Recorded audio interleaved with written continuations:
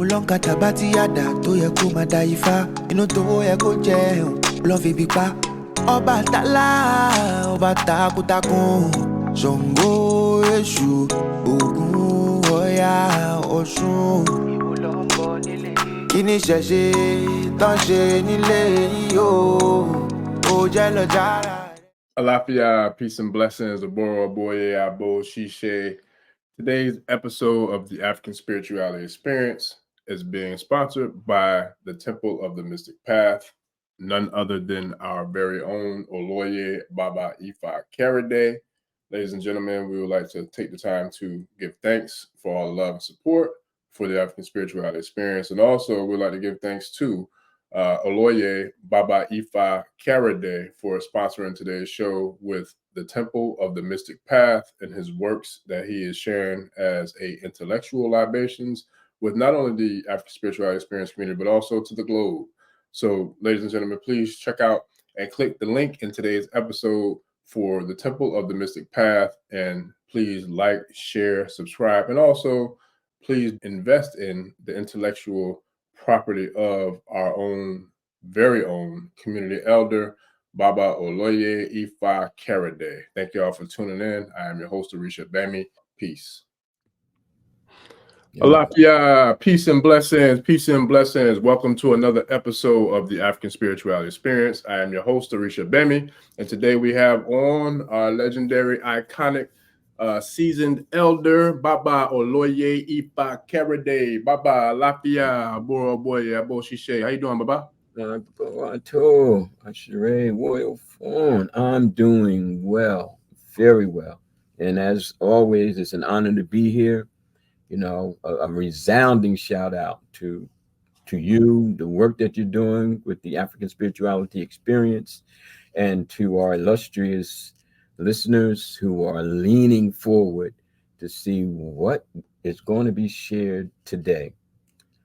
Again, my warning, okay, because there's going to be times you're just going to have to take a deep breath and sit down and I got to think about this, you know. Bobby Fox Day be drop the mic so many times. It's like mic drop. Look, I'm gonna have to go get a 12-pack. I'm gonna have to get a 12-pack of mic. Right. Keep dropping. Yes, all right. In all seriousness, you know, one love to all the people, you know, to all the people, because we have to stand united. Okay, and Isheshe Ifa, and as a statement to the world, as a statement to the world, you know, that we are here, here. Okay, all right. So I'm ready. You know. Yeah. No, we're here now. So yeah, it's been a real strong last I don't know, maybe 2, 3, 4 weeks of you know, the African Spiritual Experience, and the love is something I want to give thanks for as well. You know, I had the opportunity to visit some extended family in the Isheshe community this past weekend, and it was phenomenal.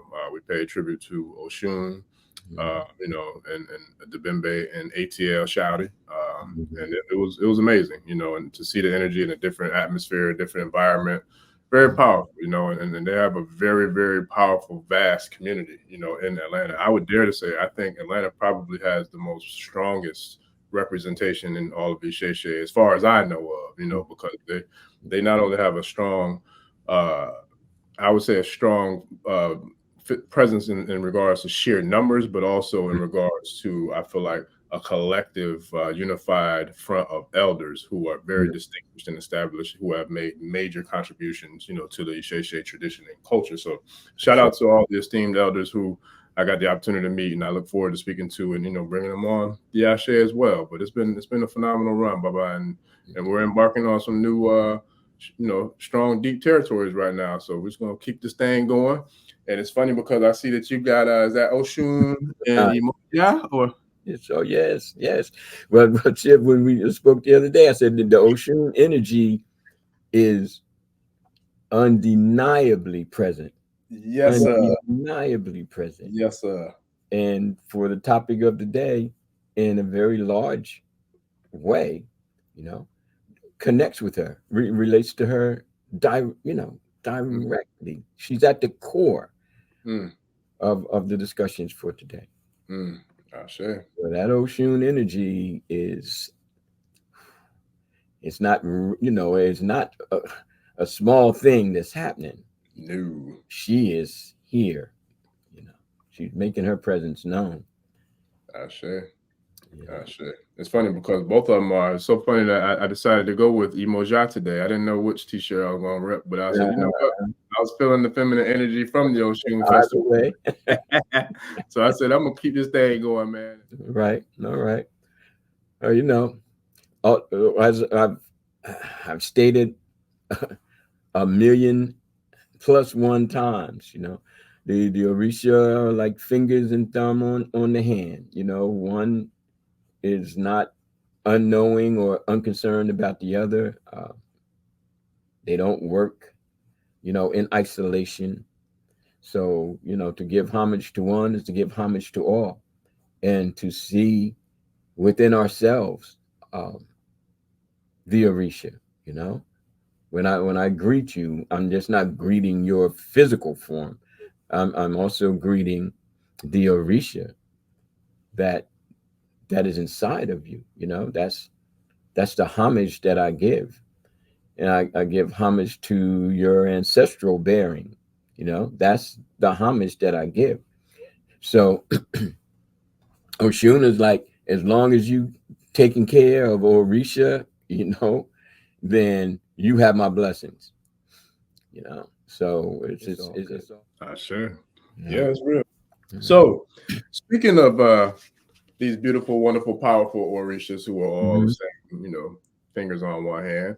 There's no separation because they're all the fingers are owned by the same hand. So with that, you have done, I would say, a magnanimous job with contributing in regards to the space of literature and education in the Shay community. And by doing so, you have done it in a profound manner that I feel, I don't know, there's not, I mean, there are a lot of other, contributors on that level, but your work was the first major work that I was exposed to. And then now to see so many other works that you have put out that I didn't have access to, that I'm looking forward to diving into all of them and dissecting them and studying them, et cetera, et cetera. But on that topic, Baba, how would you define today's topic of today's show in regards to spiritual wealth, literature, and the combination of the two in the culture of Ifa and Isheshe? I tell you, throughout my time in Isheshe, from the Ocha days to the Yoruba days, to the seeking days and trying to make sense of it days, and trying to grow as a result, just not layer it on me, but to actually intrinsically, bring about change, change from within. Dare I use the word transformation? Okay. And that transformation process led to a deeper understanding of resurrection while still living. So, in line with all of that, it's like, okay, there has to be a process here. There has to be a strategy in place. And for me, okay, and others who kind of vibe on this frequency, I came to the realization that I had to study. I had to study. I had to come up with ways to increase what I call PKB, my prior knowledge base. And that prior knowledge base was very limited when it comes to our African ancestry. It's very limited when it comes to any part of our ancestry, to be very truthful. Okay. So now it's like, okay, how is it that I'm going to study? What am I going to study? Why am I going to study? Okay. And what are the expected results? Okay. One of the latter epiphanies or realizations that I came to embrace and work towards is that I'm just not doing it for the me here and now. I'm not just doing it for my ancestors, Oku Orun, the my ancestry, okay? Sometimes called Ara Orun, the citizens of the heavenly realms, which in my opinion are inside of us. We talked about how much space is literally inside of a human being. So within the space, we have the ancestral reality. We are our ancestors. Now, I said, okay, well, that's fine. Okay. It's becoming more crystallized, but yet and still that prior knowledge base is very limited. Like I share with my students at the college, and when I had the Temple of the Mystic Path back in the day, it's like we can't be limited to this room, okay? But these four corners are constricting, but with our minds open, we can journey through pure stone, okay? But we have to get our minds to a certain, vibrational frequency, if you will, okay, to be able to break free of where we are concretely. And that becomes very important, especially when we're talking about, spirituality. How can we confine our spirit into a four-cornered room or into any type of edifice, be it a magnificent temple, mosque, church, elay, whatever, to say that the Orisha are only here because this is where we are. It's like, no, that's not logical, Now, putting the finger on the pulse of today's topic, it became clear to me that I'm not only doing it because of my past and my present, I'm also doing what I'm doing because of the future. Sure. Because of the future. Okay. And the term that I have for that is Ojo Iwaju, the future. Ojo Iwaju, the day of the future. And through later studies and coming to grips with why am I doing what I'm doing now? Again, the emphasis is always seemingly on what happened before. I'm at this point placing a greater emphasis on what's happening after. Facts. Okay.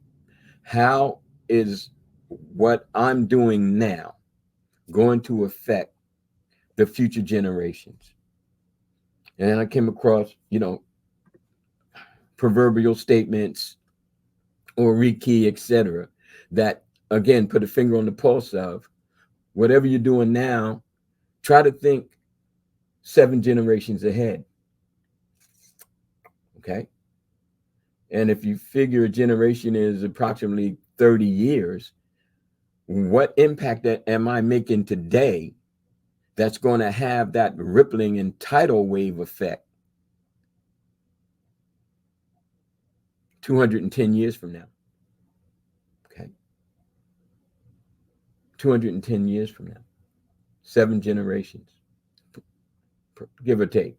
I'm like, okay, well, if I'm going to have that kind of realization, and now I'm looking more so at transferring spiritual wealth as an Ifa priest. Sure. Babalao. Sure. What is it that I'm going to leave that someone 200 years from now is going to come across that's going to be transformational in their lives, that's going to make an impact on their lives, that's going to be perhaps a saving grace? I'm like, okay, but see, when we even discuss our ancestors, because time for us is not as linear as it is forced upon us to think, you know, past, present, future kind of thing. Okay? And it's not so much of a sci-fi statement, if you will, to see that there is a non-linear time perception. The past is the present. The past is also the future. The future is the past. The future is the present. You understand? It's time is woven. It's not a straight line. But we tend to follow the ways that we've been, quote unquote, educated. And we dismiss our ancestral concepts of physics and metaphysics, of the concrete, the tangible, and the metaphysical. And as much as we say we're studying, and as much as we say that, you know, we're into it, we're still trapped into that room called three-dimensional. So it's rarely discussed, if ever. And when it does come up, it's thrown into the supernatural, or the mythological, okay, or the used to be. That's dare I say, a misconception. If we're going to honor our ancestors, we have to honor the way that they were thinking. Okay, and I came across an Oriki where the king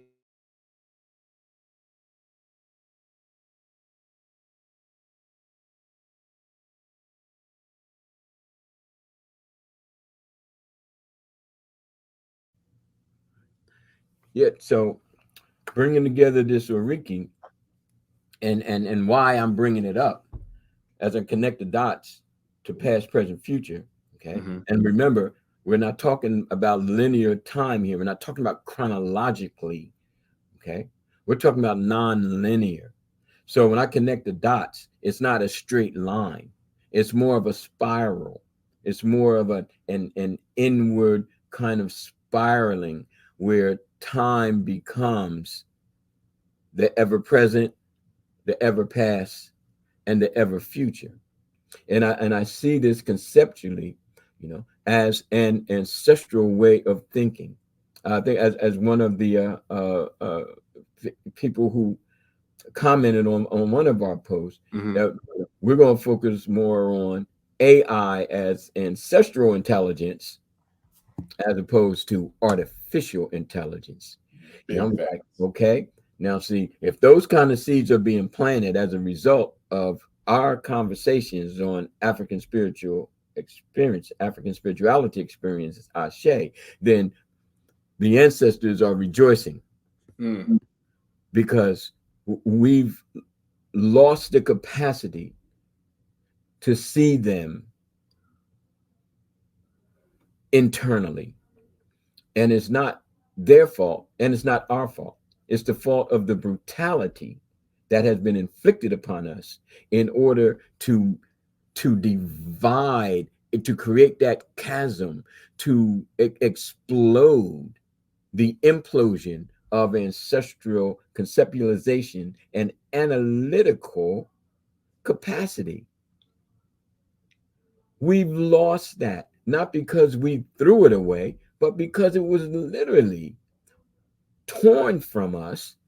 The tree of forgetfulness, the horrors of enslavement. I'm telling you, there's no way that they can make it better for all of the la-di-da kind of mass media projections that we've seen since we were little children. So that perspective is ingrained, but that doesn't mean that it's right. It doesn't mean that it's true. And I can go all the way back, as we'll start talking about books, into who was writing the books and pushing them into the school systems back when public schools were brought forth post Reconstruction. It was Texas. What a major slaveholding and a very terrorist state.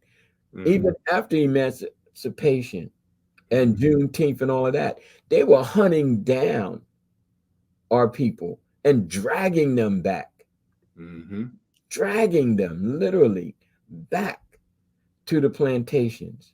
And then under the sharecropping, or your prisoners, the 13th Amendment and all that kind of stuff, but slavery by any other name, brother.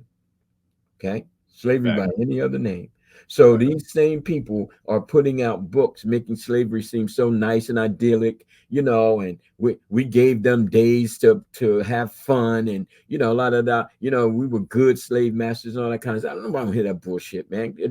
You were terrorists. There was no plantations. They were labor camps. They were breeding farms, literally breeding farms like dogs.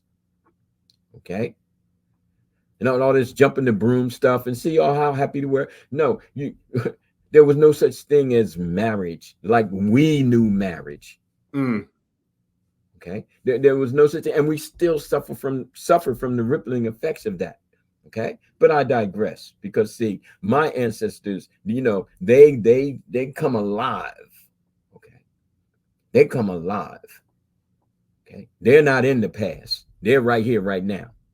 And so when we think about this, connected to now the Oriki that I'm getting ready to share, the term came up as I was listening to this brother speak about the Oriki, okay, and how prior to the invasion, we won't even use the term colonization, because that, again, that's a euphemism. Oh, we colonized you. No, you came in and you decimated us. Okay? And you forced yourself upon us. You didn't, we colonized you and see what we did for you and all that kind of stuff. No, we had our empires, we had our faiths, we had our way of thinking. You think we built empires because we didn't know how to read, write, and conceptualize and be analytical? That's what you want to share to the world? Okay. And like the elder told Zora Neale and Barracoon, he said they stripped us of our clothing. They had us stand naked, and then they told the world that we were naked savages. But this was after they tore our clothes off. You understand? So it's all a setup. Okay. And what happens is, as a result, I shared with him, I said, this Oriki is beautiful because it shows our mathematical prowess. Okay.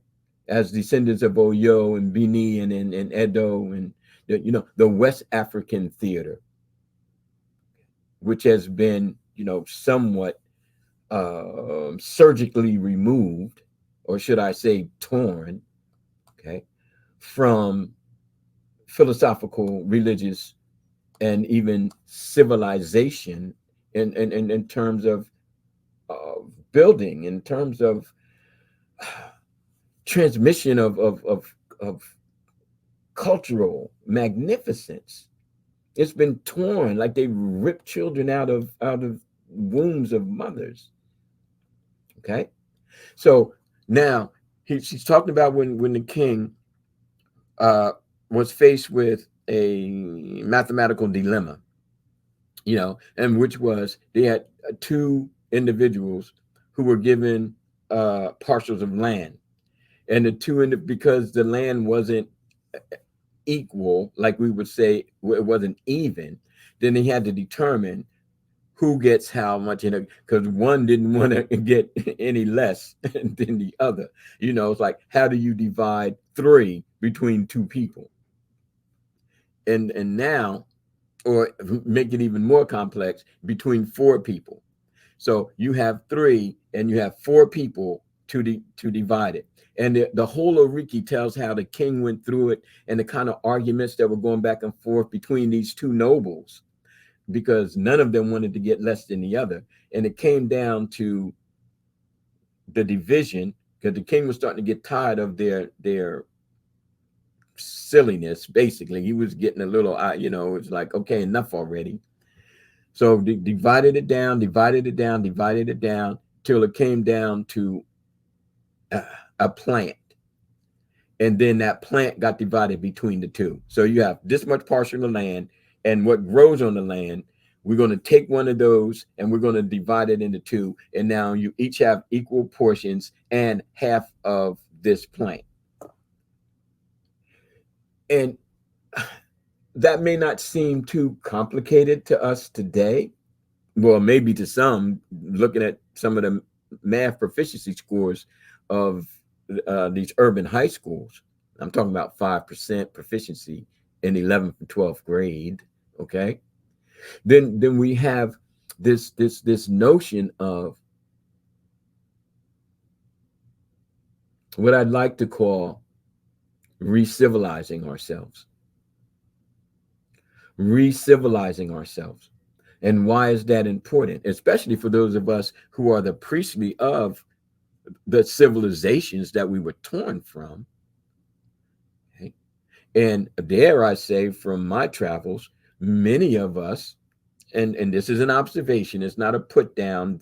So anybody want to get all excited about what I got to say is, but I warned you in the beginning, okay, is that we have been stripped of our concept of being civilized. One of the greatest structures in the world, okay, larger than the Great Wall of China, is the Wall of Benin. Okay. We don't learn about it in school. We don't see it on movies. We don't have discussions about it. We don't read the journals of those who lived there and of those who visited there. Okay. Back before the British, using their cannons and everything, just went off and blew the daggone thing to bits. Okay. But the time that it took to build it, the mathematical prowess that it took, the way the people lived inside of the wall, I'm talking about something larger than the Great Wall of China. We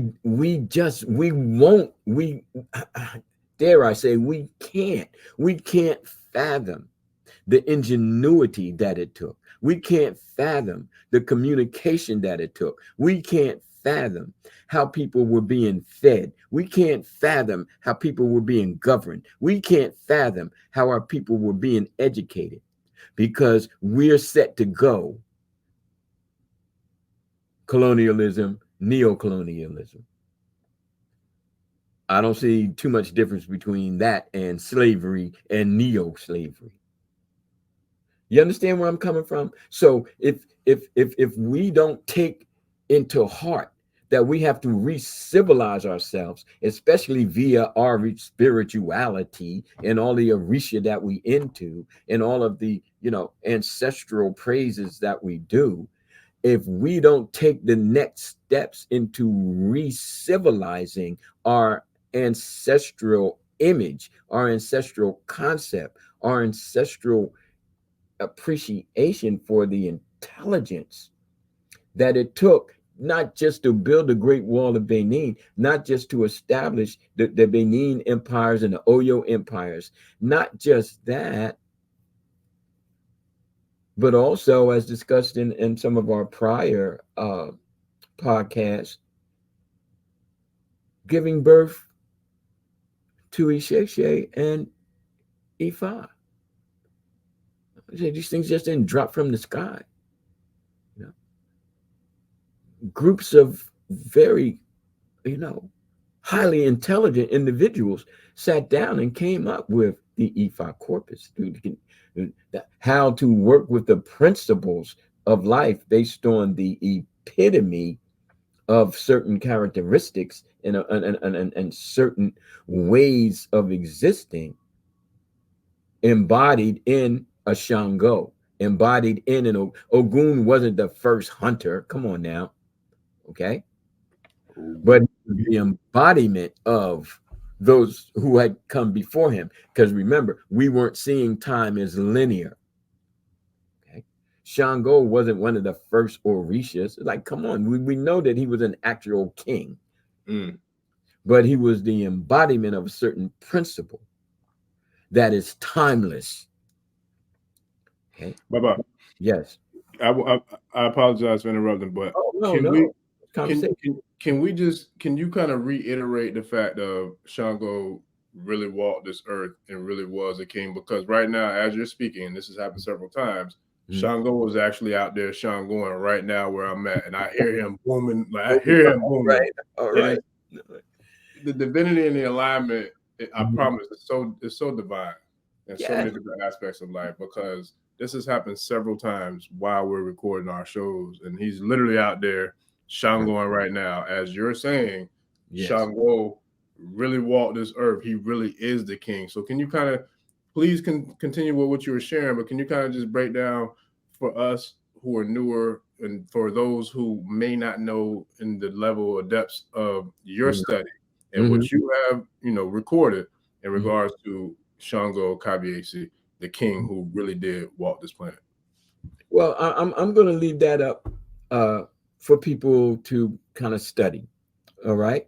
Okay. The truth of the matter. Okay. And it's not just confined or contained within the Oyo people, because Shango eventually married a woman who wasn't Oyo. She was from the Nupe tribe, PE. All right. And then we have influences from the Bantu people from the Oyo, okay, who were in the northeastern part, now basically known as Cameroon, all right, which is where the larger part of my ancestry comes from. But the whole thing is that during the medieval times, quote unquote, in terms of a time frame established by the Eurocentric, okay, we have within that 1400, 1500 period of time, a king coming into being by the name of Shango. And he had a brother, Dada, who they weren't really on the best of terms. But again, we see that all over the world. Okay. All over the world and at any given time. Situations got to a certain point. It was said that a battle came up between the two, as one of the many stories goes. And Shango, in his mourning, because he did defeat his brother, was said to have then gone off and, as they say, hung himself. But his followers are like, well, no, he didn't hang himself. There was no suicidal statement, and we're gonna keep the essence of him alive and well because of the power and impact that he had on the empire. You see? So they kept him alive. And just like the Greeks deified their heroes, the Commetans deified their heroes, come on, we can, again, we got to step out of the four rooms and out of this, what's happening now, okay, and see that even with the coming of Shango as an actual person, as the other Orisha are. Orunmila tells us the Orisha walked the earth not as some spiritual beings, but they were literally here. And that they became the epitome of, they became symbolic of. And we find that wherever we go on the planet. But we've been so decivilized and subhumanized and infantized. We're the little children who have cared for and taught how to think and what to think about and blah, blah, blah, that we dismiss ourselves as from the West African theater. And it's okay to think Cometan, they were powerful, they had an impact. But but we can't dismiss the other areas of Africa and say, well, they were just all, jungle people and, palm fronds and running around in the, chasing rabbits and stuff or whatever. You know what I mean? It's like, no, no, no, no, no, no. So we deified our people. And like Orumila states, and even in Ejiak Bay, is that everyone should strive to become an Orisha. Do the good work. Put forth the greatest of efforts. Empower your Ori to the point where it's not that, oh, well, yeah, I'm a god, but you are the manifestation of greatness. Okay. And history does not erase that. Okay. It mars it, it scars it, it breaks it, it even shatters it. But it still exists. Now it's up to the people, like every other people who've been persecuted, torn asunder, who put themselves back together and just didn't look at their ancestors as being, unworthy and subhuman and unable, and said, okay, well, we're going to build our present so that we can build our future based on core principles and fundamentals laid down by our ancestors, because they were brilliant. They were brilliant beyond compare. Okay. So Shango becomes the epitome. Shango now takes the place of Jakuta, okay, who was the thunder Orisha prior, okay, going back into primordial days. This individual Jakuta, he was rough, okay, and so he was deified, made a Orisha. The same thing happened when Oduduwa came into the area and kind of pushed Obatala over a little bit. Okay? It happens. It happens everywhere. It happens all the time. Okay? But we have been so, again, decivilized and presented as being uncivilized that we've been bred to accept that, because you just don't breed a person physically, you also breed them mentally. Okay, just like if you breed a pit bull, you just don't breed the dog. Now you got to teach him how to be vicious, not for people at pit bulls. I'm just talking about people who raise dogs to be fighters. But in general, it's about the bloodline. Not only is it about the bloodline, but it's about the development of the psyche, the development of the entire beingness of, whether we're talking about humans, animals, dogs, cats, whatever. Yeah. It's all about the development of the psyche. Yes. Yes. And I'm glad you mentioned that thing about, the bloodline, because in the blood, the genes are carried, and even the genes of trauma. Okay. So we are still trying to unlive the trauma within ourselves. And part of that happens when we put effort into it. It's just not going to happen because we say, oh, we have to do better. No, if we have to do better, then we got to get down and get better. And the power of Isheshe and Ifa, they're vehicles to reviving the brilliance of us. Okay, the reviving the brilliance, the brilliance of the West African theater. Okay, and I say that in terms of having studied back in the day the ancient Near Eastern theater and all of that. They call it theater, but it was ancient West African civilization, and I'm not just talking about Ghana, Mali, and Songhai. I'm talking about the Oyo and the Benin and the Nok cultures, NOK, okay, the Bantus, and pulling all of them together and coming to the realization, that we were deep. We may have lost the war, and some of our people even, lost their senses, but that's everywhere. That's everywhere. Kings have been good and kings have been bad. People have been good and people have been bad. You know, we can't lump ourselves into containers. Mm-mm. We're human beings. Okay. And we deserve to be not only treated as such, but left alone to continually grow our people. I sure. And now, when I talk about spiritual, generational transference, Mm-hmm. okay, when we talking about generational wealth, the first thing that comes to our mind clearly is economics. Okay. Oh, Do I have an issue with that? No, absolutely not.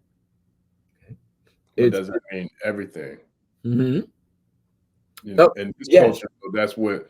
And you know, I don't want to interrupt, but it's like when you were No, saying, please. You know, when come. when you were saying about losing minds.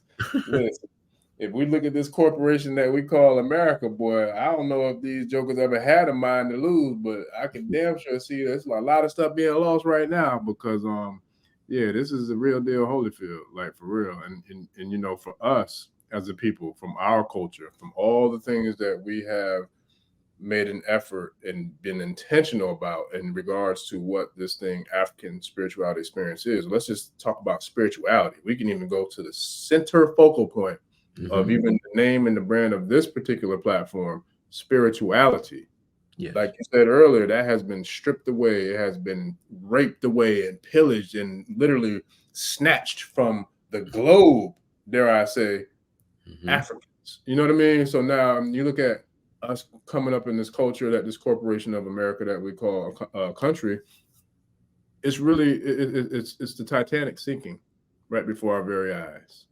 So now, what I dare share, and it's crazy. It's amazing. I just saw a bolt of lightning as I said that. I promise you, and that's why I want to get into like Reverence and Shango because he's really literally present right now as we're recording.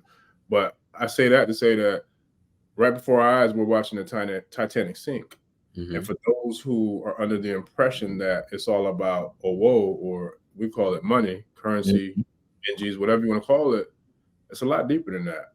Yes. Because if you were to transition in Paris today, what legacy would be here for you tomorrow? If that's what you're focused on in terms of what we call this thing life, especially in this Western civilization or in this Western culture. Yes. Yes.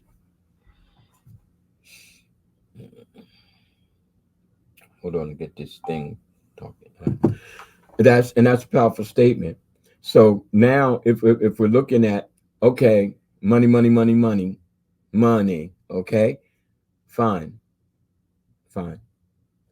But I've seen on both hands money being left and being squandered, money being passed on by hardworking parents and grandparents and being squandered.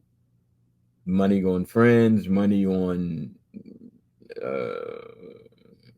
going and getting all kinds of work done on the body or whatever, plastic surgery and Brazilian butt lifts and all that kind of thing. Man left his daughter $50,000. She runs down to South America and gets a Brazilian butt lift.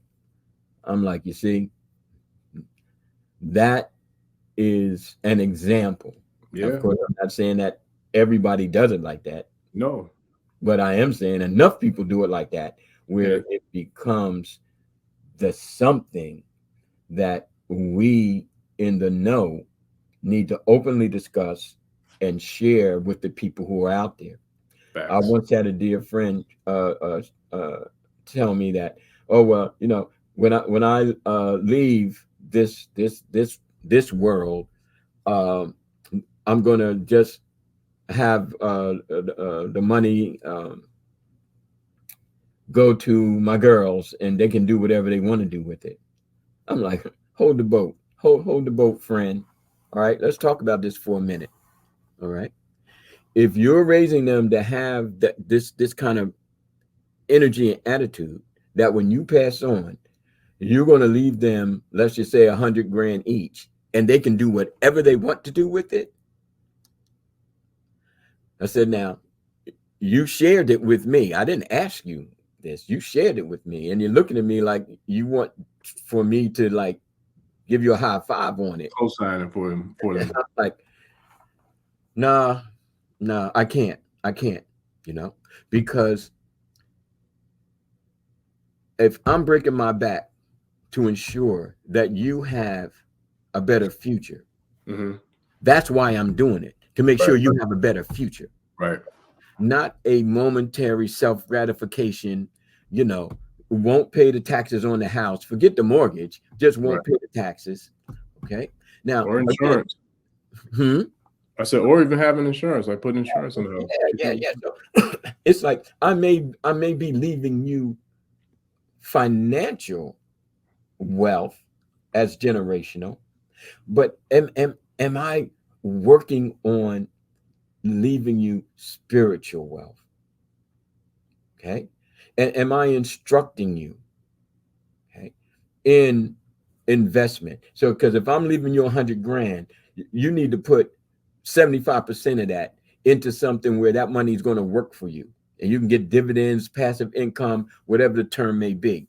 Things that we don't learn in school because they don't even expect us to live that long. You know, we just going to work y'all to death. It ain't going to be no problem in mass. I'm not talking about the 10%.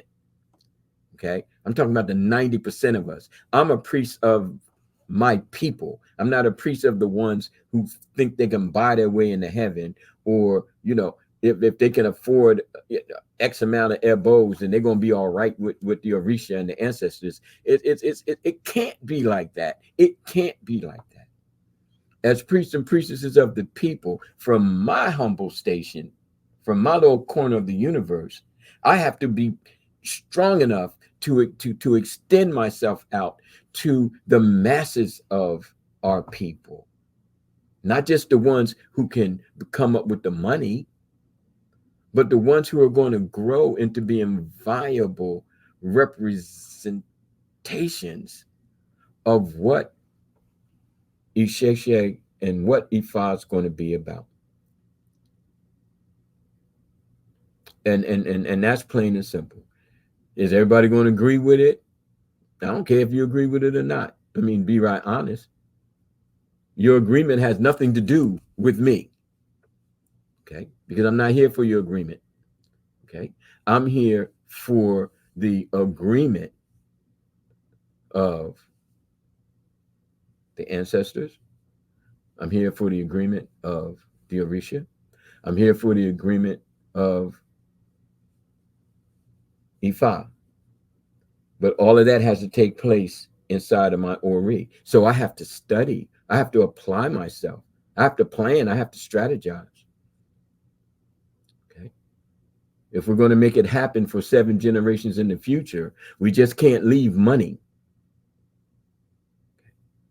We have to consider leaving an image of who we are and what our beliefs are and what our thinking process is. And as importantly, how we conduct ourselves. You see? So that's when I talk about, you know, spiritual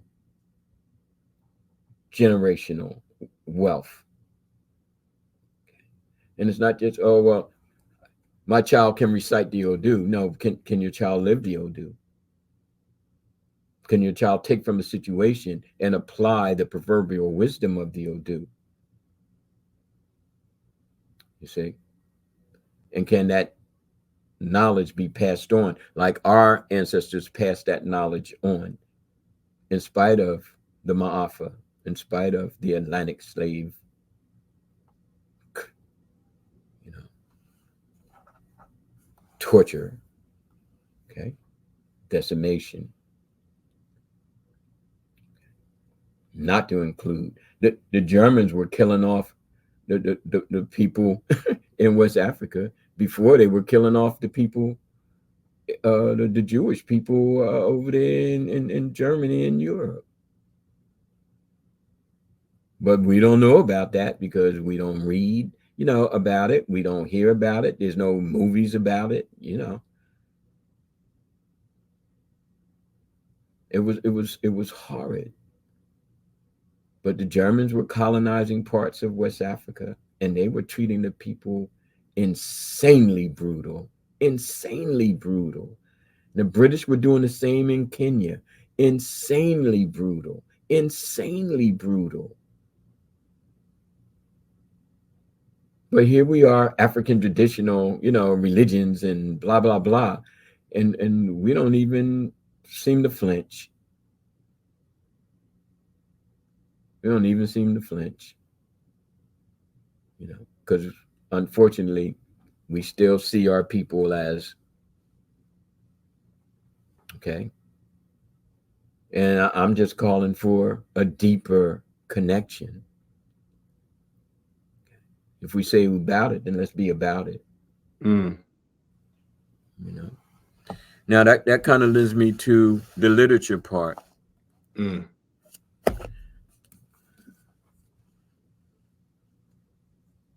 Wow. Okay. That's a big, beautiful, shiny book, Baba. Just a little something. All right. But it's a collection of essays and research papers. So it's not just one person sitting down and writing it. The book has been translated and put into, a deep book form. Orisha devotion as world religion, okay, which is very instrumental because, again, civilizations kind of reflect on each other. Okay, the good part of them, the bad part of them, and like we say, the good, the bad. It's like, all right, but one thing they do seem to kind of get with is that they're all civilized. The one thing that we seem to get with is that we were all uncivilized. Okay, and that's wrong. It's wrong. Okay. We are just unrepresented. We're not uncivilized. We have to re-civilize the notion within ourselves, and we have to resurrect ourselves from the death of our intellect and our capacity to self-govern, to self-educate, to self-direct, and to self-enlighten. See, I highly recommend this book. Oh, there's plenty of people. It's edited by Jacob K. Olupona and Terry Ray. If you type in the title of your devotion as world religion, everything will come up. So it's a compilation? Yes, it is a compilation. I show you. The literature part. Now, everything we watch on TV, from a newscast on through anime, on through movies, somebody wrote it. Okay. The books that we study in school, in our religious confines, okay, somebody wrote it. Okay, and they can say God wrote it, or an angel wrote it, or whoever, but somebody had a pen and a piece of paper. Okay, and before they had that, they had a chisel and a rock, and before they had papyrus, and they had something to make manifest, to make concrete that intellectual process of perceiving and coming into a cognitive awareness of the reality and how they're being shaped by it and how they're shaping it. And I don't care if it's cave drawings or drawings on a rock or the cuneiform that they find in the Middle East. You understand that it's part of humankind, and it's traced back to again, early hunters who would follow bird tracks and animal tracks and start to see that there was a pattern, and they take these patterns and they develop codes so that they can best predict the first diviners were hunters. Okay. The first diviners were hunters, dealing with predictability, dealing with reading the signs. And this is not confined, you know, to one group of people. It's part of the brain's ability to predict patterns. Okay.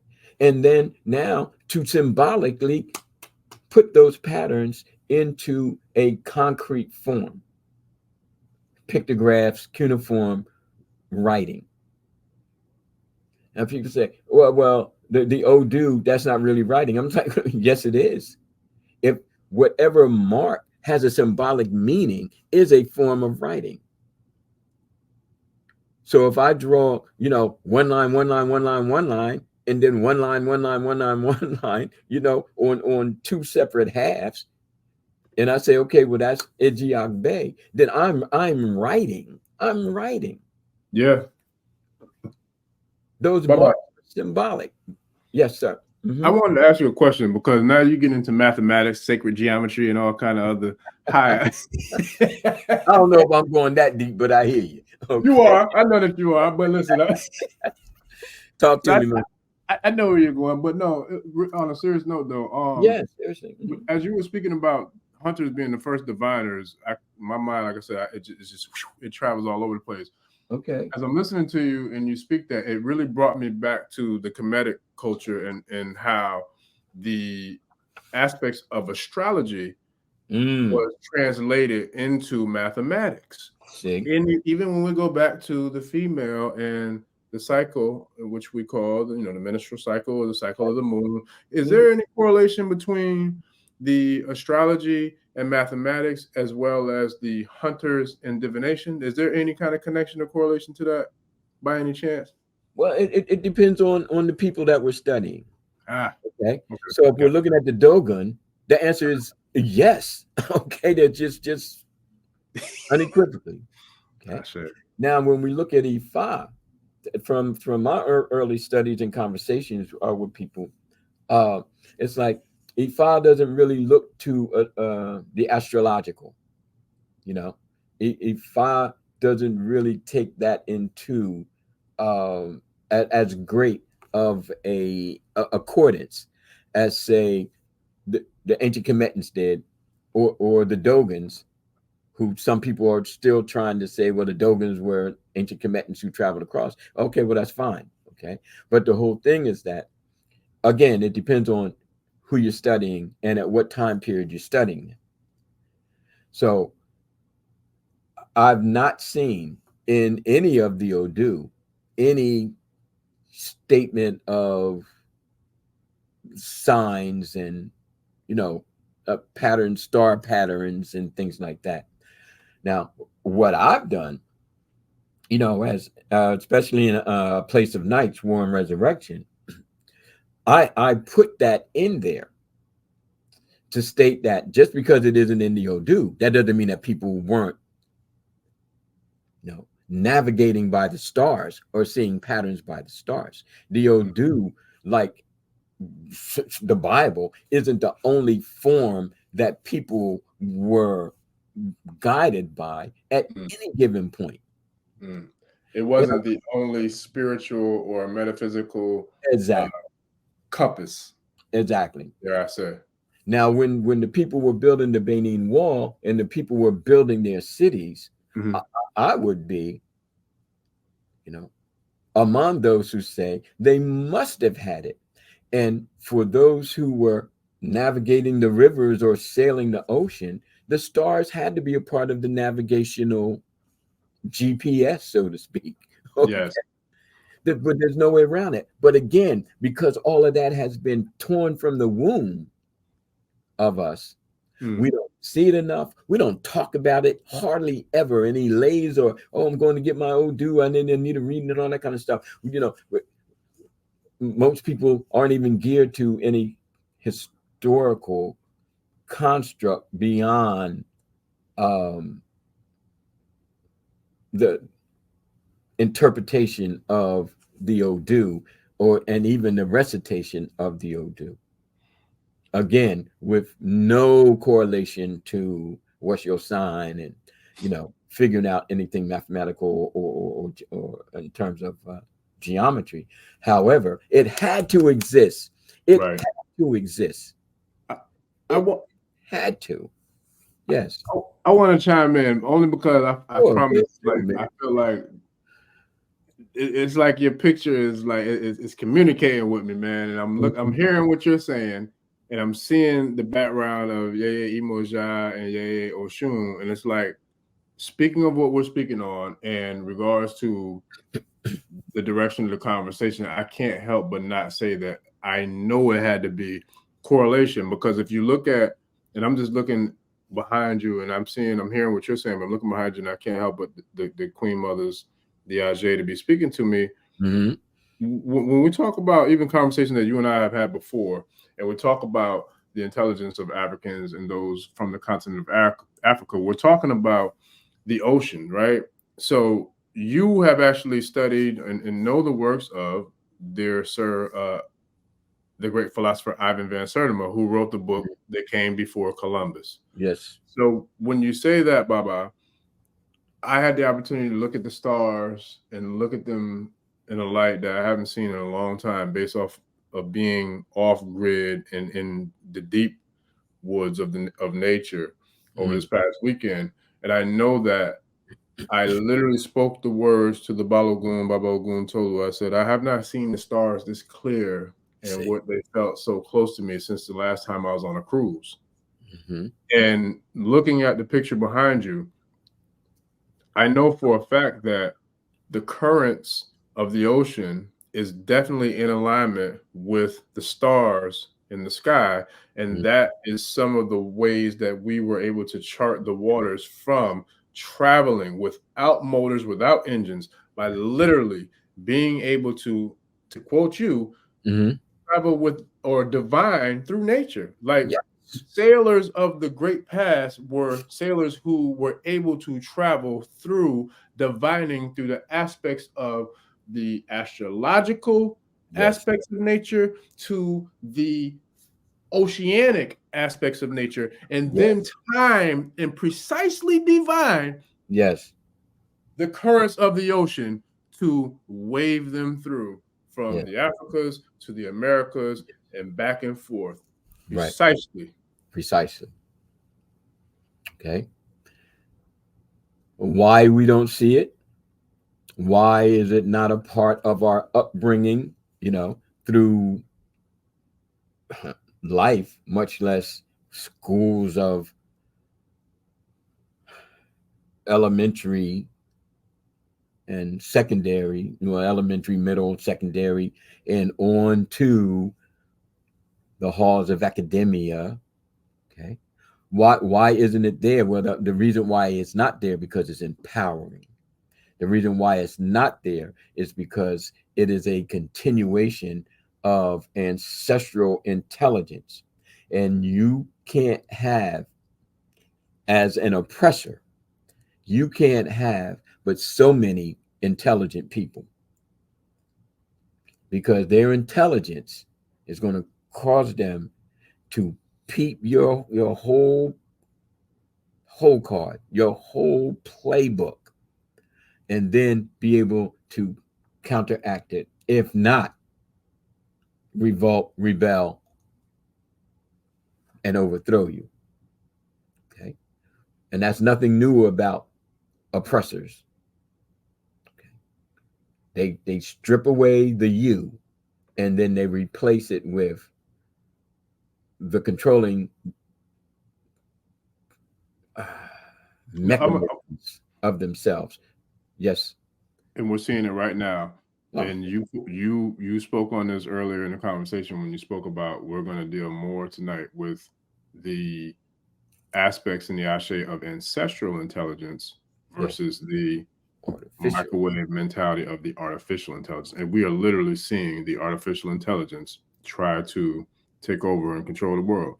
Those who are movie people, you've seen it in Terminator, you've seen it in The Matrix, you've seen, there's a lot of different movies that, you know, we've seen that's kind of been for prophesizing or, you know, foreshadowing what we're seeing and living. But this is the reality of what's happening now in the world. Even dare I say the cartoons, the Jetsons, you know, but we're seeing a lot of these things unfold in real time. And it's definitely time for us to take serious, I feel like, and at least try to realize or actualize, materialize the aspects of the ancestral intelligence that's literally, you know, what we're genetically made of, spiritually, physically, emotionally, psychologically, whichever route you want to go with it. Yes. Yes. Roman diviners. Okay. Now, what happens is that we not only come to grips with the artificial intelligence, but even more so, in conjunction with what you're saying, the minds of those who create it. Because see, that intelligence is a reflection of the creators of that intelligence. Because they can create that intelligence to do other than what it's doing. If they wanted to create that intelligence to further educate, to further humanity in terms of its salvation, okay, then that's what the artificial intelligence would do. But it's just another kind of tool, again, and dare I say even weapon of control. I would say weapon, yeah. You know, so it's constricting. Now, of course, I work in the school system, you know, and I see students from South America, Central America, West Africa. You know, Newark is an urban hub, okay? And many of the students, and I come down on them hard. I'm saying I'm not in here trying to be your friend up in here. All right, I'm your elder. You turn in something that's AI done. The only thing you're gonna get from me is a failing grade. And you can take it to your mama, you can take it to your daddy, you can take it to anybody you want to take it to. Next year, you plan on going to college, and you're still an unthinking individual. You're already seen as an immigrant. Your accent is different. You know, your complexion is different. You're different. But that doesn't mean you can't sit in that room and throw down because you are brilliant. But you want to, you know, now as Carter G. Woodson, you know, say we don't have to tell you to go to the back door. You know, you're gonna go through the back door yourself because you've been so psychologically conditioned to do so. So I don't have to tell you to not call on your ancestral intelligence because you've been conditioned to not do it, and you'd rather go to the artificial intelligence than make any attempts to tap in to your ancestral intelligence. And that's where I have the problem. That's where I have the problem. But I also have the solution. I'm a Babalawo. The Babalawo is never supposed to state a problem without having a glimpse of how to solve it. Other than that, just hush and continue to learn. Okay. This is the ancestor talking, all right? Because I'm working on the paper that I'm going to call, I don't know what I'm going to call it yet, but I'm working on, I'm going through, you know, my experiences with Palo and all that kind of thing. I'm putting it all down. I found these old notes from back 1989, okay, on to 1991. And how even, you know, experiencing what I like to call Bakongo more so than Palo, but everybody know what I'm talking about. I have ancestors who are Ifa priests, who are chiefs. So when I come across, and I come across like I come across, it's just not me. Okay, I'm just a drum. They the ones that's playing it. All right, and the rhythms that come through me and the way that I sound is the voice of my ancestors. Now, if I don't tap into that ancestral intelligence and way of seeing, I can make offerings every day. I can do 1,000 elbows. I can have 2,000 readings. But if I'm not willing to resurrect myself, they can't do it without me. I can't do it without them. You see? And that's why it's important to have these conversations, because nobody's having them. Nobody's having them. We having them. We have. And listen, Baba, I want to respectfully chime in on that, because when you said what you just said, you struck a chord within me. And before I allow myself to be utilized as a vessel to be channeled through, as the ancestors would have it, I am because we are, and because we are, I am. And so I had this conversation earlier about the power of the ancestors and the Orishas.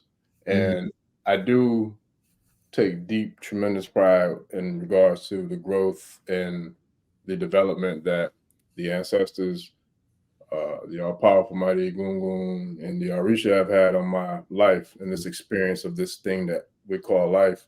But in that conversation, we were speaking about people who go out of their way to cause chaos and intentionally cause disruption and attempts at destruction. And it stirs something up in me. And it stirs something up that I know is always there, always has been, always will be. But I do my best to manage it in a very respectful manner, because I know that the access to that line of communication and those connections is something that's sacred. Yes. I also know that's something that is extremely powerful. Yes. I say that with deep humility, but I also say that with a firm sense of confidence and authority, because I know where I come from. Yes. I know who sent me here. I know my job in which I was placed here to do. That's right. Ashe. With that, Baba, Ashe. there are people who make it a point to try to cause chaos, disruption, and destruction. And I know they know not who they will have to see or that they will have to deal with in regards to the consequences of those actions. Right. I also know who my mother is in the physical aspect, from a planetary aspect, a cosmic aspect, and from a deity aspect. And my mother is a force and a power that I'm not sure anyone will want to deal with in regards to what can come with that. And I try not to, being a self-professed mama's boy, very proud mama's boy, go to my mama. But I do know that she's powerful, and my mother does and is, a warrior in her own right. You know, she is the ultimate warrior is what I would call it. But yeah. We just had the storm here in the southeast region of the United States. And I just recall not too long ago, we had a podcast with an Oya priestess. And I remember a statement that she made, and it was profound to me because it kind of stuck me in my tracks, which doesn't happen too often. But she asked the question, how do you stop a storm? And when she asked that question, it stopped me in my tracks to think about it. I really don't think you can. As far as I know, I don't know who and what can, but it's a very tough thing to do. But there is a lot of things going on now, and there are a lot of people who are intentionally going out of their way to hurt people and to cause disruption and chaos and destruction, not just to people, but to the planet. And I feel like there is upon us now the time that those people are going to have to be held accountable for their actions. So with that, Baba, I really would like to know Can you share with us some moments, or just one moment, that you have definitively known that the power of your ancestors came through and manifested within you? All right. Every day. Okay. Every day. All right. Now, what you were talking about triggered some things in me. All right. All right. And one is that when Rumila was sharing his prophecy, his teachings, okay,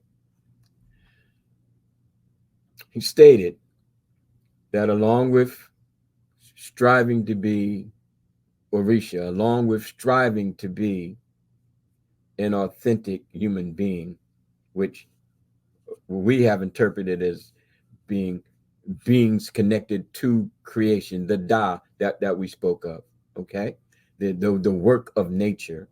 When we are striving to make a world better, this world better, Ipo Rere, we're going to be confronted not only with the Ajogun, okay, those entities of dimensional impact, okay, but we're also going to have to deal with two types of people, actual people. Omo Igi, the children of the lost forest. They're just lost, and they want to lose, you know, everything. They don't care what they lose. They just want to get, and they want to throw everyone into the chaotic world of loss. And that's why when we even do our Mojuba, or we sing our chant songs of it, and we have our Eras and EBs, okay, we say EB or full, we want to avert loss.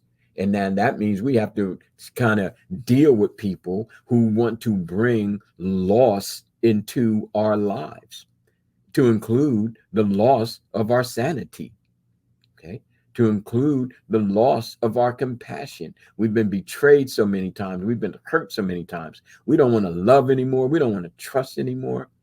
We live in a world of loss, all because some loser, got their hands around our minds, okay, around our hearts. So those are the first. Now I could go on, but see, that's when we start our classes. Oh, it's going to be something else. Okay, so we have the Omo Igi. Okay, and they can arise at any time. People who don't want you to do well at your job. I deal with it on a college level. And I don't even associate with them other professors. I don't care if they listening or not. No, I don't, because you think you all that and a bag of chips, okay? Because you got this and got that, and you look down on my people. You have a condescending attitude. I've been to your meetings to the point where I don't go anymore. You're gonna fire me, then fire me. But I'm not going to be subjugated to this, because I will stand up for my people. Sure. Okay, because I'm not going to be cast into your pit of loss. Okay, they've lost their humanity. They've lost their civilizations. No, it wasn't lost. Again, you tore it out. Your system ripped from us the clothing. Okay, so you ain't talking to no fool up in here, and you're definitely not talking to no wannabe. All right, so those are the Omoigi. Okay. OMOIGI. Then you have, as Arumila has taught us, the Omo Oranko. These are the children of the beast. Baba, how do you spell that one? The second one. Oranko, Oranko. Okay, Omo Oranko, children of the beast. They're just bestial, They're belligerent. They always want to fight. They always want to argue. You know, type of people will curse you out. You know, what road rage and all that kind of stuff. You know, people who just want to rear up and make life difficult. It's like, man, don't you have any semblance of peace inside of you? Nope. Because I would have a conversation with a Rumula and say, even we got to put an adjective in front of beast, because there's some beasts who act more humane than human beings. Okay, so we could say that they're wild beasts, but they're only wild when you mess with them. Okay, but there's some people who are just wild because they just wild. You know, Yeah. and they don't care who they take down. Oh, but we gonna go over there and we're just gonna shoot them. You know, but yo, man, that's your cousin. I don't care. He said something to my girlfriend. You know, I'm gonna go over there. I'm gonna kick his ass. You know what I mean? Like, yo, bro, is it all that serious? She don't want you no way. You know what I mean? You go through all of this for no reason. Yeah. But you all, got done hit beast mode. Yeah. At the drop of a dime. It's because you are Omo Iranko. And yeah, I got to deal with all the time. Sometimes I get some unruly, students, or even sometimes with band, working with band members and stuff. They're like, why are you getting all hyped up, man? Calm the fuck down. What's wrong with you? You know what I mean? What's the matter? We grown up in here. Okay, you acting like somebody in the schoolyard. You see? But then I got to think, I'm the son of a Rumila. I sure. SUN. So I got to shine my brilliance. And perhaps people will just take a moment to breathe in how uncontrolled they are, how arrogant they are, how condescending they are, and then how foolish they are. How foolish are you to want to disrupt something that's so positive and something that's so forward moving, because you're not getting what you think you should have. Okay, and there are Odu that warn against that. He warns against the conceited individual. Ofu states without any hesitation that a shoe will deal with you. He'll cut the rope up at the bottom and cut the rope up at the top, and your little stupid behind is just going to stand there. Nobody cares about you from the earth, and nobody cares about you from the deeper regions of heaven. Because of your arrogance and your conceit. Nobody wants that. And that's why your behind gets blocked. Nobody needs that. We don't even need to converse with you. And when you say something about your mama, let me tell you something about mamas. Okay? You don't need to go to them. When they see their baby in trouble, they don't wait for the baby to be calling on mama. Mama's like,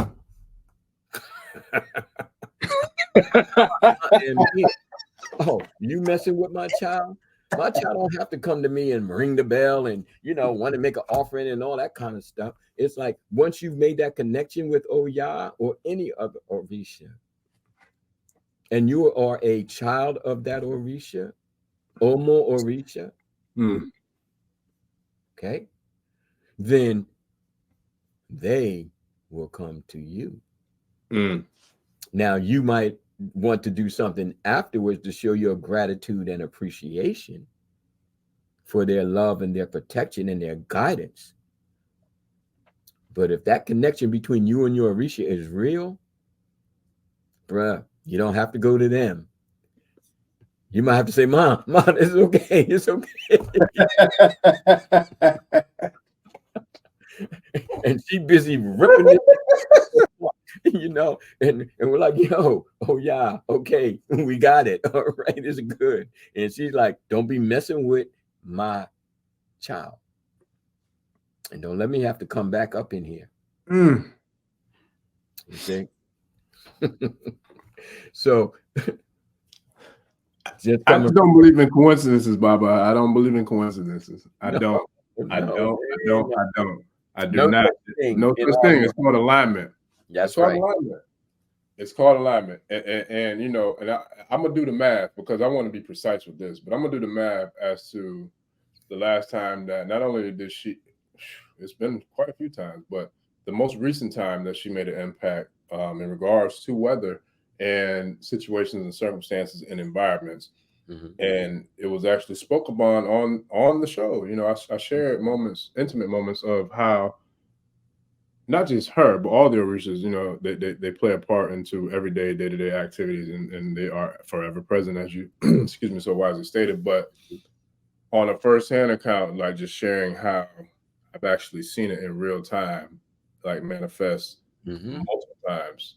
So for those who have really been a true, you know, listener and supporter of this channel from day one, or even those who came later on and might have watched all the videos, they know the significance of different shared stories of experiences, you know, with your Orisha in real time. And I mean like divine shared stories. So, you know, I've seen it. And then to see, you know, the storm that just came through recently, and to think that there are people out there who do carry themselves in such a manner that they feel like they're above the rest or that they're better than the all.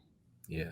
Out there to respectfully, and I will so politely, eloquently share with you, Yes. no one is, was, or ever will be above the all. No matter your title, what they call you, what you think they are, what you think you are, what others may think you are, you're never going to be above the all. Ever. You never was, you never are, and you never will be. So, with that being said, respectfully, the rest of us who are doing the work to be a positive influence and a positive, impactful energy for the all, we're going to keep this train rolling, and we're going to keep doing what we do. And then it'll be up to you and the deities and the Orishas, you know, because we all got to answer the call. No matter what kind of mischief you try to achieve, or you try to project, or you try to connect or throw out there, you're going to return back to the essence. Minus this physical, fleshly form, to which if you don't deal with your consequences and your circumstances in this realm, you most certainly will deal with it as you transition into out of the body, the next realm. I know this because I know this. Yes. And I've seen the deity show this. Right. So I'm gonna get poetic with that one because I want to get poetic, brother. Right. Well, it's Oba Tala who states that which you do on earth, you will account for kneeling in the heavens. Okay. This is Orisha. Now we can talk about Ma'at from a Kemetan. All right. We can talk about karma from the Asiatic. But again, let's not leave out the West African theater, where our creator divinity, the Oshala, the Orisha of Orishas, Obatala, is saying that which you do on earth, you're gonna account for. You're gonna account for. So you could be out there riding on your high horse, but the higher the horse, the longer it's going to take for you to hit the ground, and the heavier that impact is going to be. You know, so going on your high horse and go gallop over there somewhere, you know, with whomever's trailing you, and be content, but stay out of grown folks' business. Stay out of grown folks' business. Because we talked about that part of Obatala, one of the first podcasts. Obatala is not just, you know, the peaceful guy. No, he's a peaceful warrior. And you're behind get drugged by a rope into the river as a part of Obatala's prayer. Then that's what you did to yourself. Okay? Obatala is just carrying out the sentencing. So leave well enough alone. Take the hint. Take the hint. You're not necessary. You're not needed. You're not wanted. This is the place of beauty. This is a haven for the deep people, not the shallow people. We don't need the Omo Igis going over there and play around the corner somewhere. We don't need the Omo Orancos. Go to the next town and have your fill. Okay. And believe me when I say it would be better for everyone if you did just that. Leave it be. Okay. Now on this note, because I know we running time. I told you it's going to be an hour and a half. I want to call on the works because I want to bring in literature, which I've been kind of alluding to, because I talk about, we are at the mercy of writers. Right. And we are at the mercy of writers' imaginations. We are at the mercy of people who write the programs for the artificial intelligence. You understand? So when we look at Ifa, and we're going to have a part 2 on this because I'm just really getting it going. Okay. You just getting warmed up, Baba? Getting warmed up, man. My stuff is kind of, because see, I've been holding back just like you holding back. And we both know what we've been holding back on because we got better things to do, but we just got to let people know. All right. That we know. Baba, respectfully, in the words of the great philosopher that we call Sir Kendrick Lamar, sometimes you got to pop out and show niggas. Boom, bang. You know what I mean? Boom, bang. If we ain't go to your door, we ain't go to your kingdom. We ain't go to your hood. We ain't go to your Elay. But we telling you right now, do you want to play territorial? Then just stay in your territory. Sure. We're here for the world. We're here for the cosmos. That's sure. But when we get on our train, everybody's not going to be on it. Just like Harriet Tubman was like, everybody ain't ready for this. Everybody can't come. Everybody can't come because see, you're gonna ruin it, crying and acting, cutting the fool. The hound's gonna pick up on it. They're gonna pick up on your scent. They're gonna pick up on the noise you making, and we all gonna be done. So it's best for you to stay back there with Master, cutting, cutting up and shucking and jiving and whatever you're doing, and just be content. Be at peace where you are. Yep. And shout out to Makandile, the revolutionary herbalist in the 1804 revolution. He was one who pulled together the tribe and the squad to let them know that, we can't take everybody with us. And unfortunately, we may have to sacrifice the lives of some of our, not necessarily our own, but those who might consider themselves to be our own that look like us, but they're not like us. See, to quote Kendrick again, they're not like us. So he said that, you had to, or we had to get rid of the collaborators because they were working for and shucking and jiving with massa. So therefore, I feel that way now, from the 1800s to right now, there are certain collaborators, whether they're collaborating with their massas or if they're collaborating with the dark energies that is of I and me, instead of the being about collectively united we stand, divided we fall, and because of the we. Yes. Yeah. All right. Well, that's where we are, and that's part of the root of the who we are, when we are, where we are, and why we are. That's true. Okay. Because see, again, now I want to go back to Egungun. Now, Egungun is the society, okay, or the Egbe, if you will, of those individuals within our cultural framework who would literally be possessed by ancestors and then give the wisdom therefore, okay, or should I say thereof. All right, so that's Egungun. Okay, that's the society of individuals who become so possessed. They work at it. Just like in Palo, and we go to the Misas and the Bovedas, and people would not only just read, but we would take on ancestral entities. Okay. Now, again, when this part of my journey becomes more so revealed, okay, then it puts another kind of spin on Egun. Okay. Now, Egun, and I read a work about was it a night or two ago?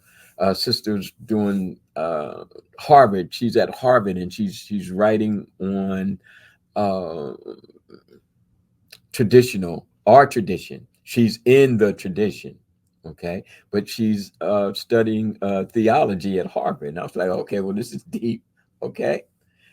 And her first name is Sheila. I've got to come back to me. Maybe in part two, I'll find the paperwork and everything. But her whole thing is she was making a sort of a one-on-one with the word Egun and Egun, you know, the tonal. She said, in one sense, Egun is the ancestors. Mm. And when we speak of Egun, but in another sense, with a little tonal change, it means bone. Now, bones, skeletal bones. So, of course, now because we are raised not of Oyo tonality, we have our own tonalities in every language. Okay, I can say one word in English and change the tone a little bit, and it could mean something else entirely. Baba, real quick, when you said the lady, did you say she translated the tone of Igun to Om, like Om as in like meditation? No. Both Egun, it would maybe Egun and then Egun. Okay. The Got tonal. All right, okay. just like Baba and Baba. I got you. Okay. So, but you know, again, because we're of this background, what we as English speaking individuals do, because we're not tonally sensitive to the Oyo dialect, we'll hear like Egun and we'll see Egun. What she did was she put Egun as ancestors, which is right, and then she put Egun as bones. And I can see how she, you know, would make that connection, because it is the bones of our ancestors. You know, there were groups of individuals in every culture, shamanic, you know, who Eurocentric, the bones of their priests, you know, are still in some of the monasteries. You understand? And people would go to the bones of their ancestors and receive messages. Okay. Baba, real quick. Is that similar to like, because I'm not gonna say I'm very well versed in regards to the hoodoo culture and hoodoo practice. However, I have studied a lot of different African spiritual traditions. Okay. Whole, So, but talk to me. in reference to what you're talking about now, is that similar to like some of the traditions of hoodoo when they say throwing bones in regards to like divination or just getting messages from spirit? Yes, it's all connected. And what was blowing my mind at a time when I was, you know, a kekere awo, you know, young awo, is that this whole thing about Ibo, IBO, where once the diviner, you know, comes up with the Odu, but I got you. When we were kids, we had this little game, right hand or left hand. You remember? Yep. You know, and it's like, okay, I got this quarter in one hand and nothing in the other hand. And if you pick the hand that the quarter is in, then you're going to get the quarter. Wow. If you don't. And when I'm Kekere Awo, and we're going through this system of Igbo, where you do have the bones where the ancestors might speak. And then in the other one, your hand, you might have a cowrie show, whatever. And then you put your hand out, and depending on the seniority of the Odu, the Babalao then tells you to open your right hand or your left hand. I'm like, are you freaking kidding me right now? Yo! The transference of our intellect and our capacity. That's amazing. The same thing, brother. It's the same thing. That is amazing. I know you talk about it. Look, that's a walk-off shot. That's a grand slam, like walk-off in the bottom of the ninth. The base is loaded. 2 outs, 2 strikes, and the game is tied. Literally, the game is boom, hit it literally out of the park. And I didn't stand out of the park because anybody who's got to that point in their journey in this culture, yes, and they've sat in front of a diviner, whether it was in Mary De Lagoon or Ifa, you know the power and the connection to what you just said. Like that is profound. Listen, you talk about mic drops, man. That was dope though. Like seriously, I mean, because I'm thinking as far back as like how young of a child that I've seen, like or children that I've seen, and to know the level of like literally that goes to the highest form of communication that is able to be achieved on this planet. When you talk about the highest, ranking and the highest abilities of a true Babalawo or Yes. Ifa or Baba Larisha or Iya Larisha, like in regards to how we do what we do in communication. That's powerful. That's powerful. When we start stripping away the uncivilized, when we start stripping away the unknowing, we start stripping away the infantized, and we start seeing with ancestral eyes, we recognize how our people kept alive the best they could, what they could, as a part of an intelligent strategy to say one day, 7 generations from now, somebody gonna pick up on this, and it's gonna change everything. It's gonna change everything. And we can sit back and talk about blah blah blah and blah blah blah. But I'm telling you, this is real. Yeah, that's dope. Oh, Tito, this is truth. Yes. This is truth. And when that hit me, I was on the floor. It was like, I see it. I see it as clear as day. Somebody 7 generations ago said, we have to come up with it. Like capoeira, they had to act like they were dancing. We have to do something to keep this alive. When I braid your hair, it's actually a map on how to get out of here. We have to see this. We have to see this. We all into Orisha and all into, but we're not seeing, because we're reenacting. We're reenacting the gentrification of Isheshe.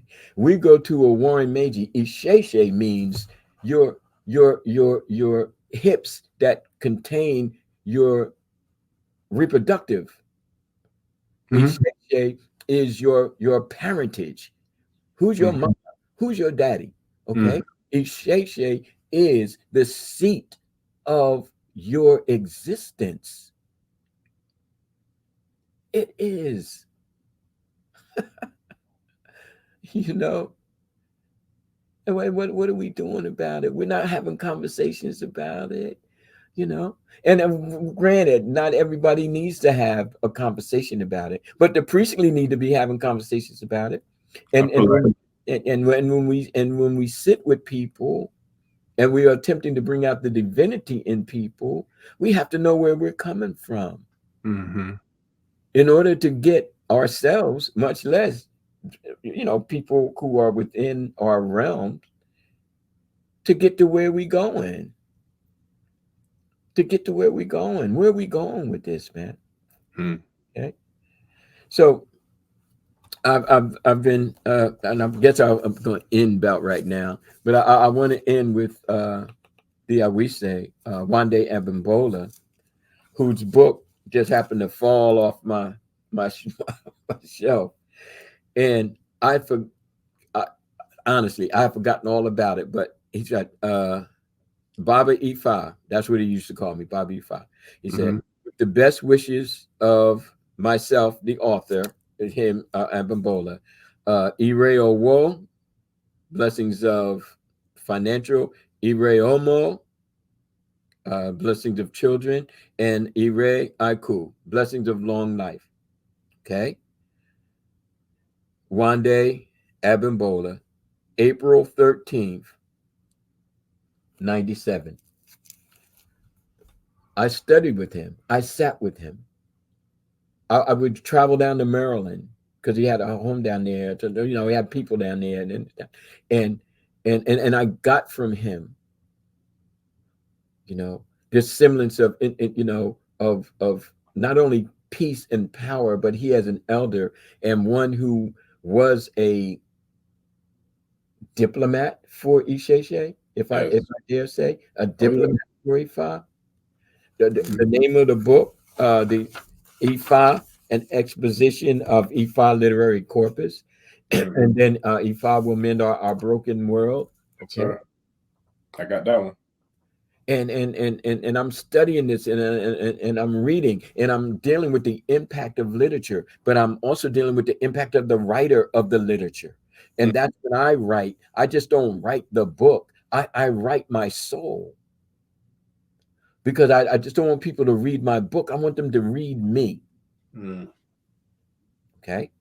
And not to be an influencer or have, 2.3 million followers and all that kind of stuff. If it comes, it comes. If it doesn't come, it doesn't come. But what's important to me is that whoever reads my work reads me and sees within that reading a reflection of themselves. Because how can we say that we're we and we don't reflect one another? You understand? How can we even say that? When I walk into a classroom with these students from Brazil, Bahia, Lagos, okay, I just don't see them in me. I see me in them.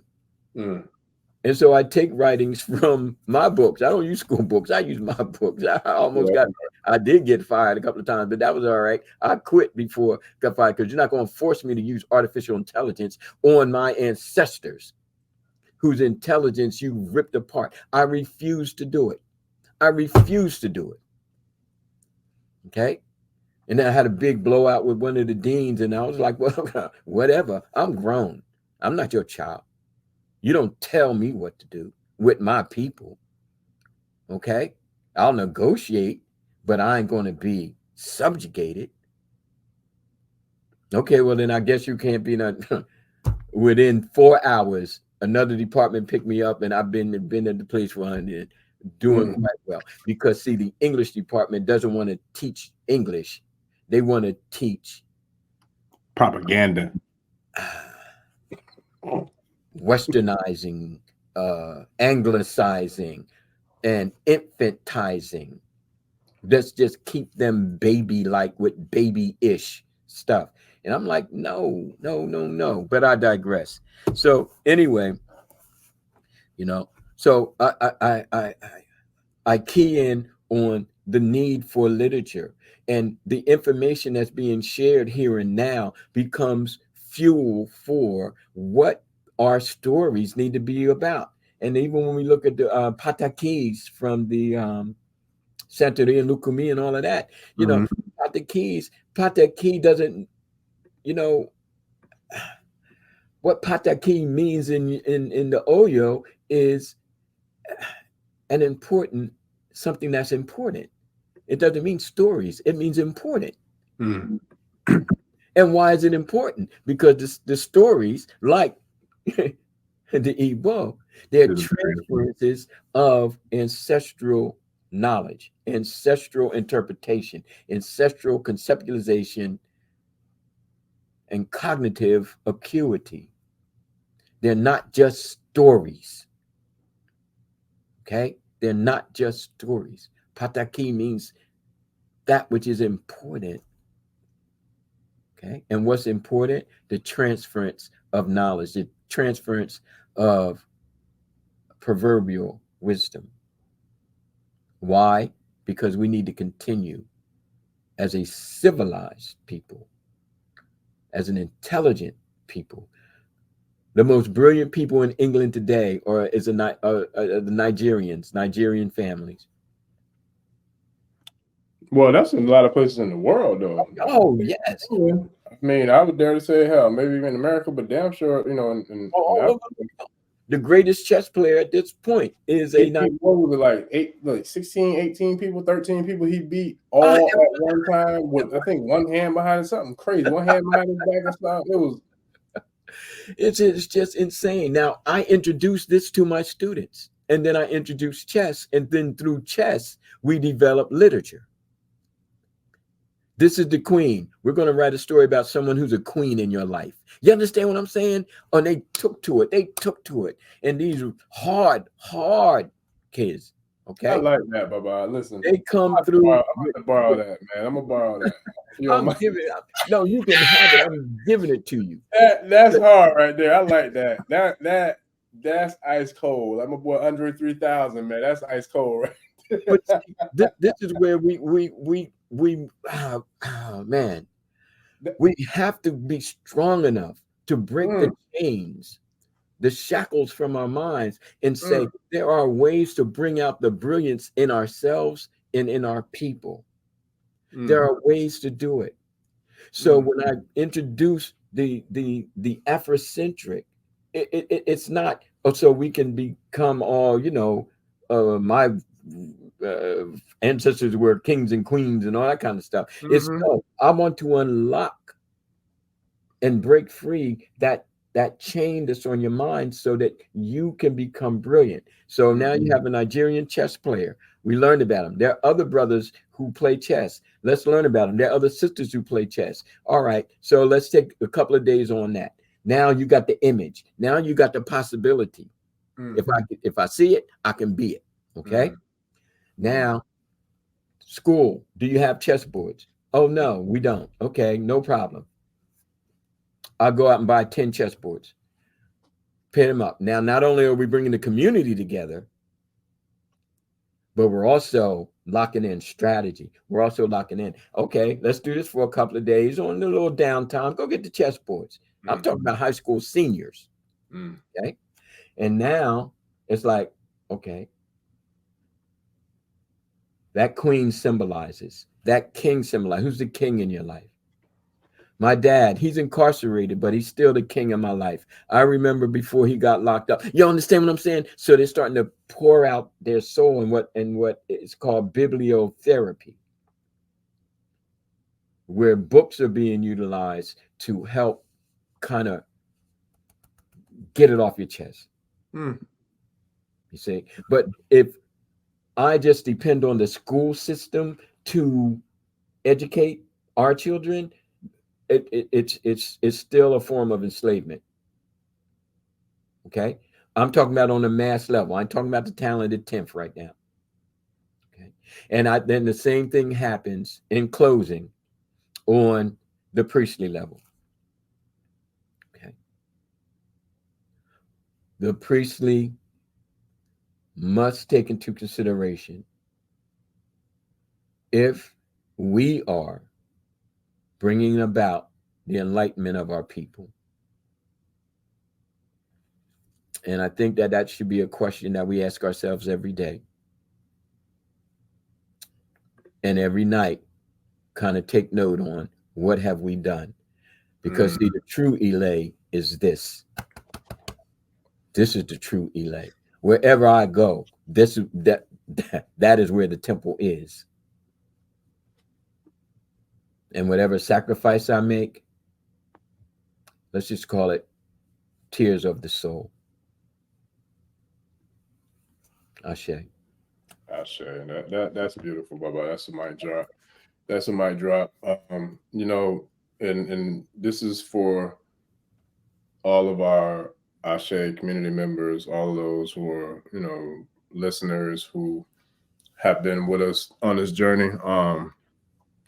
That's profound, and I'm a share just a couple of closing thoughts on the way out because of how powerful that last part held. I feel like the whole conversation was, but even just now, what you just shared with us about the regards of what have we done for our people. When you wake up, do you think about that? When you go to sleep, do you think about that? So today, I had the pleasure of sitting with another elder who comes from the Kemetic aspects of our spiritual traditions and practices. And he shared the fact that, similarly to what you just shared, but he's a specialist and a master in the Kemetic yoga spaces, but they'll see the correlation between what I'm saying. And he shared something with me today that even just looking at the reflection of myself through the camera about how ourselves, our bodies, our temples are pyramids. And he broke it down to the point where if you look at the structure of how we're set up geometrically from our head, and then you take as if literally like where my hands are to where the tip of each elbow is, and you look at that space that's in between our head to our shoulders. And he said that we are a pyramid. And he broke it down in a very profound, powerful, eloquent way, just as you so wisely did. And as I heard you, as I heard you initiating your challenge to the listeners and to the priests and priestesses and the Babalaos and Yanifas, who I feel like that you're calling all of us to the floor to really ask ourselves, what have we done for our people? And that little bit of time that you shared the story of how you use chess to teach, and then you use the bibliotherapy. Immediately, I thought about myself as being a proud, self-proclaimed nerd and a sponge. And I think about all that I've learned, not just from you, but from all the elders I've been blessed to sit down at your feet and take note and revere. But as you were speaking that, and you were saying how you were able to use the correlation or the metaphor in regards to how you can teach not just chess, but also, like, I felt like you were also teaching emotional intelligence. You were teaching critical thinking. You were teaching on a masterful level. Right. What I heard in that short period of time, now knowing where I'm at in my journey with Isheshe and African spirituality, is you were speaking about Ori, you were speaking about Obatala, you were speaking about Ochosi, and you were speaking about Ogun, based off of how I can metaphorically correlate the lessons you literally just shared based upon the knowledge that I have for the Orisha. And I'm just thinking about how profound that is for those students who are able to sit there with you in that class, because whether they know it or not, they've been exposed to the energy of this tradition. And I think I dare to say I would bet that a majority of them, let's just use the 80-20 rule, I would say 80% of them will probably go a lot further along in their journey spiritually, as well as in the educational aspects of development, with being taught the lessons and the strategies in which you taught them through playing the game of chess, but then correlating it to their families and to life and this experience that we're experiencing now. So that was powerful, man. This was a show. And it was a 2-for-1, because we went twice as long as we normally do, but I couldn't stop it because it was a lot of Ashe and Isheshe and a lot of power being shared in this conversation. It's all, man. I'm possessed, man. What can I tell you? Listen. All right, listen. I'm gonna wrap it up, but I'm gonna tell you this, Baba. Go. I literally was just sharing that with my family in Atlanta this past weekend. I literally was sharing with them how sometimes when we get into the zone, and you actually opened that up to me, that you felt like you was possessed. But I took it as a beautiful thing, because I felt like when you shared it, I felt it from the time we were on the calls, but also in real time, and even now in reflection, it really was a possession, because I feel like the deities came and they took us through, and they did what they do. They did it through you. And that's what I feel like not only myself appreciates, but every person who's ever gotten anything out of any one of these shows. I don't care if it was a 3-second snippet. If you got any value or anything that inspired you or empowered you or made you feel like you were you and that you mattered, then that we did our job. And I feel like it was well done. Yes, sir. Ashe. Well, ladies and gentlemen, this has been a 2-for-1 special, but another episode of the African Spirituality Experience. I'd like to give a deeply, deeply, deeply heartfelt thank you to our community elder, Baba Ifa Karade, for sharing his words of wisdom once again. It seems like he just keeps outdoing himself, but I appreciate you, Baba. Like, this has been phenomenal. I'm just getting warmed up, brother. You what you talking about? Y'all stay tuned for part 2. Yes, sir. But we're going to make it do what it do, babe. We're going to make it do what it do. All right, ladies and gentlemen, this has been another episode of the African Spirituality Experience. I am your host, Orisha Bemi. Shout out to Baba Ifa Karade. And much love to everybody who's been showing love and support to the community and to the Ashe experience. We crashed through the 500 subscriber mark. I want to give a strong, strong, strong thank you to every single person who has subscribed to our channel. I really appreciate it. Like, from the bottom of my heart, for real, I do. Because, we started this not even barely 5 months ago, I think. And I was just looking at the synchronicity, Baba, even in closing, of the significance of the number 5. We started like about 5 months ago. We're at like about 500 subscribers. I think it's about 50-something thousand views. But yeah, Oshun's number is 5 as well. So I just see the opening of the path of, going to our mothers and to doing what we're doing and doing it the right way. And I think that it's going to be special, man. And even to, the time that I spent with my Atlanta family, in the Isheshe community. So shout out to the Office of the Balagoon Shango for welcoming me with welcome arms and the whole entire Atlanta community and the Isheshe community that, was showing love to the African spirituality experience in the Isheshe post. Shout out to Baba Shango Ni, 100, and everybody who's, contributed to the African spirituality experience. I give a deep thank you to you all, especially you too. Bye-bye. Peace and blessings, family. Today's episode of the African Spirituality Experience has been sponsored by none other than Orisha Jin. Shout out to Baba Ifa Banga, a regular guest on the African Spirituality Experience podcast.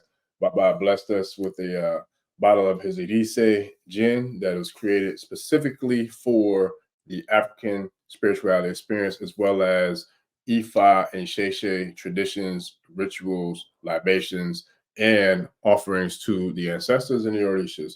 So y'all check out Baba Fagbanga's gin that's been created for us, by us, for those practicing in the Isheshe Ifa traditions. Shout out to Baba Ifa Fagbanga, man, doing his thing with his own gin that was made for us, by us, and for sponsoring this episode of the African Spirituality Experience. We definitely appreciate the love and support, Baba. Much love, much continued success. And it's been another episode. Please like, share, and subscribe. And we'll see y'all in the next episode. We're out. Peace. Ẹni tó gbàgbé ilé ṣàpò ìyàgbọ́ tẹ́ǹtì ẹni takísà ní tàtàn ò bá padà sílé anítìjàkọ ẹja lọ pé eégún mo ṣe nígbẹ́rẹ́ ìpàkọ́. Forsake not your ancestors and praise your